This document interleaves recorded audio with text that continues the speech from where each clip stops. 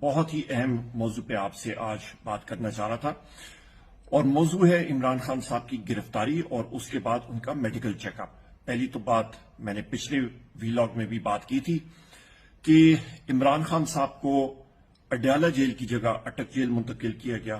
ان کے وکلاء کو رسائی نہیں دی گئی کہ ان سے وکالت نامے پہ سائن کیے جائیں۔ سب سے اہم بات یہ ہے کہ ابھی تک ان کا میڈیکل چیک اپ ہمیں نہیں معلوم کہ کہاں پہ ہوا ہے، نہ کہ Pakistan institute of medical sciences Islamabad میں ہوا، نہ پولی کلینک میں ہوا۔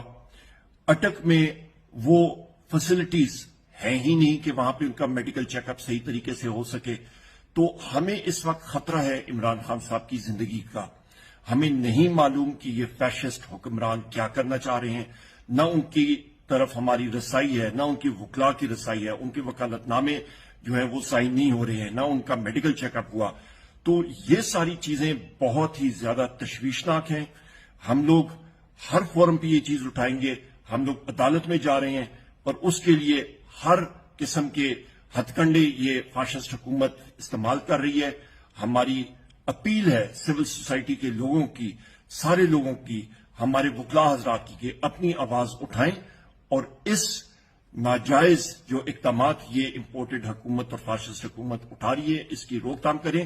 ہم لوگ صرف چاہتے ہیں کہ پاکستان میں قانون کی بالادستی ہو اور سارے لوگوں کو یکساں حقوق میسر ہونے چاہیے، جس میں عمران خان صاحب کے حقوق ہیں، جس کو یہ حکومت سلب کر رہی ہے ان کو نہ وہ بی کلاس فیسلٹیز مل رہی ہیں، اور ہمیں پھر میں ایک چیز دہراتا ہوں کہ ان کی جان کو، عمران خان صاحب کی جان کو خطرہ ہے۔ میڈیکل چیک اپ تک نہیں ہونے دیا۔ جب جج دلاور ہمایون نے عمران خان صاحب کے خلاف فیصلہ سنایا تو انہوں نے اسلام آباد پولیس کو ہدایات دیں کہ وہ عمران خان صاحب کو اریسٹ کریں، اور اس سے پہلے ہی پنجاب کی پولیس زمان پاک میں پہنچی ہوئی تھی اور انہوں نے عمران خان صاحب کو زیر حراست لیا اور جیل منتقل کر کے لے گئے۔ پر یہاں پہ ایک اہم مسئلہ آتا ہے کہ جو آرڈرز تھے وہ اڈیالہ جیل کے تھے، پر عمران خان صاحب کو اٹک جیل منتقل کیا گیا تھا۔ سوال ہمارا یہ ہے کہ کس کے آرڈرز پہ عمران خان صاحب کو اڈیالہ جیل کی جگہ اٹک جیل میں ٹرانسفر کیا گیا؟ سب سے پہلی بات تو یہ آتی ہے۔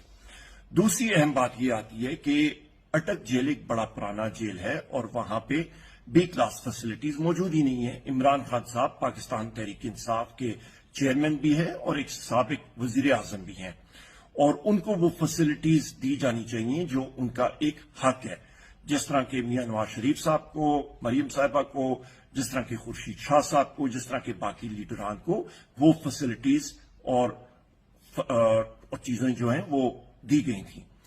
یہاں پہ ایک اور اہم مسئلہ آتا ہے کہ اس وقت 24 گھنٹے گزر چکے ہیں پر ہمارے وکلاء کو عمران خان صاحب کی ساتھ ملاقات کی اجازت بھی نہیں دی گئی ہے، اور وکلاء نے کرنا کیا ہے؟ انہوں نے وکالت نامے ان سے سائن کرانے ہیں، دستخط کرانے ہیں، اور وہاں پہ جیل کے حکام جو ہے انہوں نے اٹیسٹ کرنا ہے، اور یہ چیز بارہا بار وکلاء نے کوشش کی ہے ان سے ملنے کی، وہ دستاویزات پہ دستخط کرنے کی، پر ان کو بار بار یہ کہا گیا ہے کہ جی ہمیں اجازت نہیں ہے یہ کرنے کی۔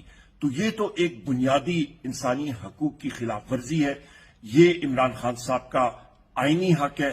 اس کے اوپر انشاءاللہ تعالی ہم لوگ سیاسی چارہ جوئی کریں گے اور جہاں تک ہمیں جانا پڑا ہم لوگ جائیں گے۔ یہ امپورٹڈ حکومت عمران خان صاحب سے اتنی خائف ہے، یہ فیشسٹ حکومت اتنی خائف ہے کہ جو ایک بنیادی حقوق ہوتے ہیں جیل میں وہ بھی عمران خان صاحب کو مہیا نہیں کیے جا رہے، اور ہمارا یہ سوال بار بار ہم لوگ کریں گے کہ کیوں نہیں کیے جا رہے؟ آپ کیوں عمران خان صاحب سے ڈرتے ہیں؟ یا 75 یا 80% پاکستان کے عوام جو ہے وہ عمران خان صاحب کے ساتھ کھڑی ہیں، تو آپ کو آگے آ کے الیکشن میں ہمارا سامنا کرنا چاہیے اور ایسے ہتھ کنڈے آپ کو استعمال نہیں کرنے چاہیے۔ انشاءاللہ تعالی ہم کل بھی عمران خان صاحب کے ساتھ کھڑے تھے، آج بھی کھڑے ہیں اور آئندہ بھی کھڑے ہیں، اور پوری قوم عمران خان صاحب کے ساتھ کھڑی ہے، پاکستان تحریک انصاف کے ساتھ کھڑی ہے، اور ہماری یہ جنگ حقیقی آزادی کی انشاءاللہ تعالی آخری دم تک ہماری جاری رہے گی۔ اور میں یہاں پہ آپ سب ساتھیوں کا شکریہ ادا کرتا ہوں جنہوں نے عمران خان صاحب کا ساتھ دیا۔ اللہ تعالیٰ آپ سب کو اپنے حفظ و امان میں رکھے۔ پاکستان زندہ باد۔